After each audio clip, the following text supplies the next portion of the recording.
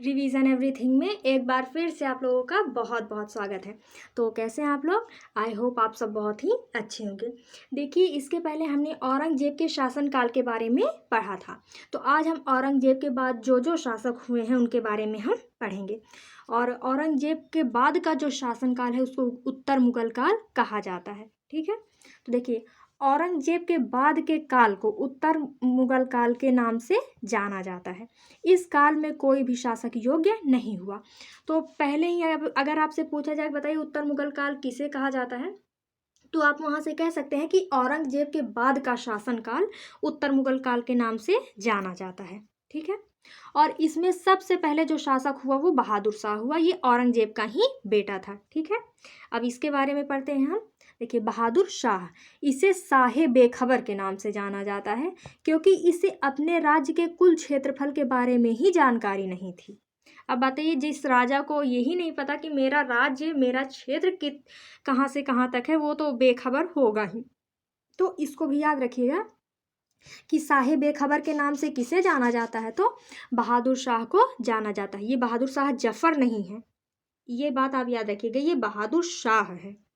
ठीक है, यहाँ पे एक ही जैसा नाम हो जाता है तो कन्फ्यूजन हो जाते हैं, इसलिए इसको आप याद रखिएगा कि ये केवल और केवल बहादुर शाह है, औरंगजेब का बेटा। ठीक है, इसका नाम मुअज्जम था। और अगर आपने औरंगजेब वाली वीडियो को अच्छे से देखा होगा तो औरंगजेब ने मुअज्जम को भी दक्षिण भारत साम्राज्य जीतने के लिए भेजा था। ठीक है, यह जिस वर्ष शासक बना उस वर्ष इसकी आयु 63 वर्ष थी, अतः यह सबसे अधिक उम्र में शासक बना। अब बताइए, इसके पिताजी ही गद्दी नहीं छोड़ रहे थे तो बेचारा 63 वर्ष की एज में राजा बना है ना। इसने राजा जय सिंह को सवाई राजा की उपाधि दी और 1712 ईस्वी में इसकी मृत्यु हो गई। देखिए, इन लोगों ने कोई बहुत ज़्यादा कार्य नहीं किए हुए, बस मेन मेन पॉइंट जो इनसे है यहाँ पे वही दिया गया है। ठीक है, फिर अब बहादुर शाह के बाद राजा बने जहांदार शाह। इसे लंपट मूर्ख कहा जाता है क्योंकि यह अत्यधिक दान देता था। अब देखिए, दान देना कोई गलत बात नहीं है, ये आप सभी जानते हैं, लेकिन अब जब आपके पास कुछ है ही नहीं उसके बाद भी आप दान देंगे तो आप मूर्ख तो कहलाएंगे ही ना। शाहजहां ने बहुत सारे स्थापत्य कला में योगदान दिया था, लेकिन अब उसमें पैसे भी बहुत ज़्यादा लगते हैं। उसके बाद औरंगजेब ने भी दक्षिण भारत अभियान किया जिसमें भी बहुत सारे पैसे खर्च हो गए, है ना। तो अब जब जब कुछ है ही नहीं आपके पास उसके बाद भी अगर आप दान देंगे तो आप बेवकूफ़ नहीं कहलाएंगे। तो ये भी वही करता था, बहुत ही ज़्यादा दान देता था, इसीलिए इसको लंपट मूर्ख कहा जाता था। ठीक है, यह सैयद बंधु की सहायता से शासक बना था। अब सैयद बंधु कौन है? सैयद बंधु को नृप निर्माता कहा जाता है। ऐसा क्यों कहा जाता है ये आगे बताते हैं हम आपको। देखिए, अगले इसके जहांदार शाह के बाद अगला जो शासक हुआ वो फर्रुखसियर हुआ। इसने सैयद बंधुओं की सहायता से जहांदार शाह की हत्या कर दी, इसीलिए इसे घृणित कायर कहा जाता है। अब देखिए, इसके पहले जो शासक था जहांदार शाह, वो भी इन्हीं सैयद बंधु की सहायता से राजा बना। अब जो फर्रुखसियर है ये भी सैयद बंधु की सहायता से ही राजा बना, इसीलिए सैयद बंधु को नृप निर्माता कहा जाता है। ठीक है, और इसने जहांदार शाह की हत्या करवा दी, इसीलिए इसको घृणित कायर कहा जाता है। इसको भी आप लोग याद रखिएगा क्योंकि पूछा जाता है, बताइए घृणित कायर किसे कहा जाता है, तो फर्रुखसियर को कहा जाता है। फिर उसके बाद है 1717 ईस्वी में फर्रुखसियर बीमार पड़ गया। अब देखिए, बीमार पड़ने के बाद क्या करते हैं। 1717 ईस्वी में फर्रुखसियर बीमार पड़ गया और ठीक नहीं हो पा रहा था। उस समय इसको कुछ चेचक टाइप की बीमारी हो गई थी। देखिए, आज के समय जो पुरानी बीमारी हैं उन सब का टीका बन चुका है, इसीलिए वो उतना ज़्यादा बड़ी बीमारी नहीं हो पाती हैं। लेकिन पुराने टाइम में जब उसका इलाज उपलब्ध नहीं था तो वो उस समय बहुत ही बड़ी बीमारी हुआ करती थी। तो इसको भी वही चेचक वाली बीमारी हो गई थी जब एक अंग्रेज डॉक्टर हैमिल्टन, कौन? हैमिल्टन ने उसका इलाज किया जिससे वह ठीक हो गया। ठीक है, तो जब हैमिल्टन ने इसका इलाज किया तो इसकी बीमारी दूर हो गई। अब ये उससे खुश हो गया। अब उसके बाद क्या किया? अतः यह खुश होकर अंग्रेजों को बंगाल के हित में 3000 प्रतिवर्ष लेकर व्यापार करने की छूट दे दिया। ठीक है, तो अब उससे खुश हो गया तो इसने बंगाल पर ही व्यापार करने के लिए छूट दे दी। अब देखिए आगे क्या होता है। इसे इतिहास में अंग्रेजी शासन का मैग्ना कार्टा कहा जाता है। देखिए जो मैग्ना कार्टा शब्द है ये फ्रेंच भाषा का है। मैग्ना कार्टा का अर्थ होता है अधिकार। जैसे कहते हैं शिक्षा का मैग्ना कार्टा यानी शिक्षा का अधिकार। तो यहाँ पे अंग्रेजों के शासनकाल का मैग्ना कार्टा यानी उसके शासन करने के लिए अधिकार दे दिया गया है। ठीक है। और इसी ने यानी फर्रुखसियर ने ही 1717 ईस्वी में मराठा पेशवा बालाजी विश्वनाथ, इनका नाम याद रखिएगा, बालाजी विश्वनाथ से संधि किया और छत्रपति के पद को मान्यता दे दी। और इसी को ही मराठा का भी मैग्ना कार्टा कहा जाता है, क्योंकि इसने छत्रपति के शासन को मान्यता दे दी। ठीक है। तो अंग्रेजों को मैग्ना कार्टा और मराठाओं को मैग्ना कार्टा, दोनों को मैग्ना कार्टा फर्रुखसियर ने ही दिया है। ठीक है। अब फर्रुखसियर के बाद अगला शासक मोहम्मद शाह बना। अब देखिए इसने क्या क्या किया है। इसे रंगीला बादशाह कहा जाता है, क्योंकि इसे नाच गाना अत्यधिक पसंद था।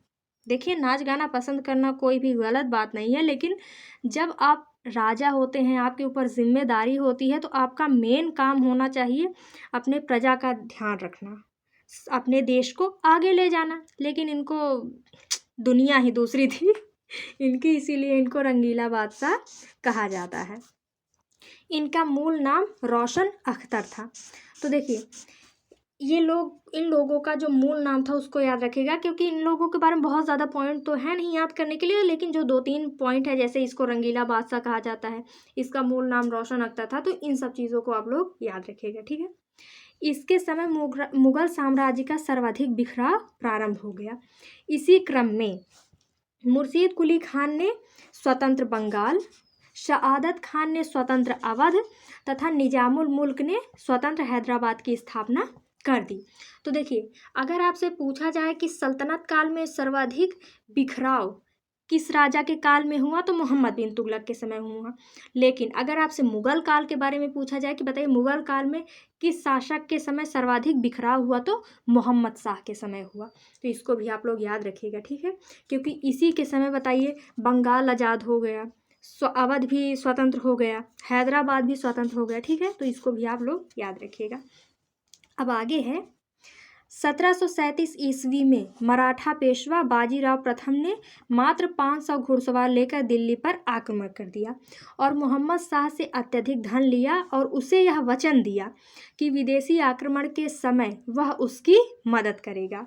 1739, ये 39 है, इसको ध्यान रखिएगा, 1739 यानी 39 में ईरान तथा एशिया का नेपोलियन नादिर शाह ने दिल्ली पर आक्रमण कर दिया और इसे दिल्ली पर आक्रमण करने के लिए शहादत खान ने प्रेरित किया था।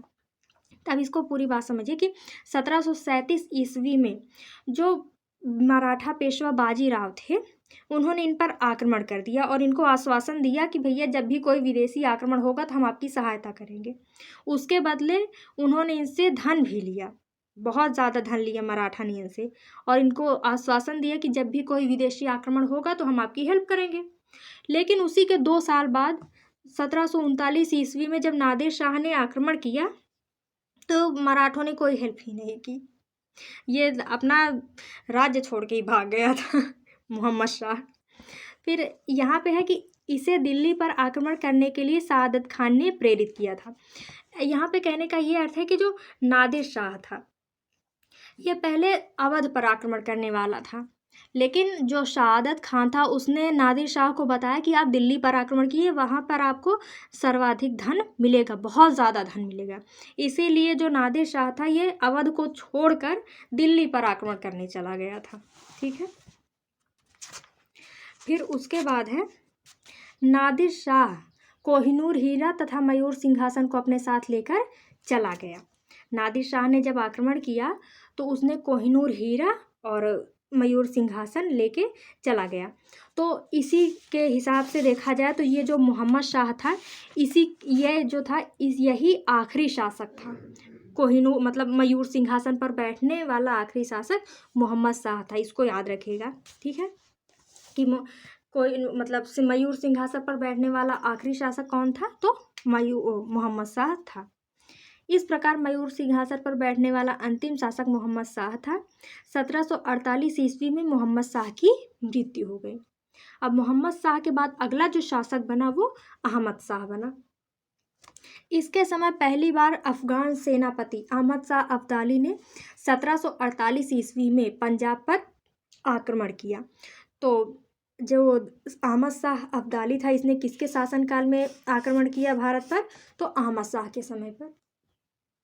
इसके समय मुगल अर्थव्यवस्था इतनी कमज़ोर हो गई थी कि अपने सैनिकों तथा अधिकारियों को वेतन के लिए मुगल दरबार में सामानों की बिक्री करनी पड़ी। अब बताइए, इतना ज़्यादा मुगल साम्राज्य जो इतना बड़ा था, इतना महान था, उसके बाद ये आज कंडीशन आ गई है कि उसे अपने लोगों को वेतन देने के लिए अपने सामान बेचने पड़ रहे हैं। तो मुगल दरबार का सामान किसके समय बिकना शुरू हो गया? अहमद शाह के समय। यानी कि अब इनकी स्थिति धीरे धीरे बहुत ही ज़्यादा कमज़ोर होने लगी है। तो बचे हुए अगले और शासकों के बारे में हम अगले वीडियो में डिस्कस करेंगे। तब तक आप लोग इसे याद कर लीजिएगा। तो मिलते हैं नेक्स्ट वीडियो में। Thank you.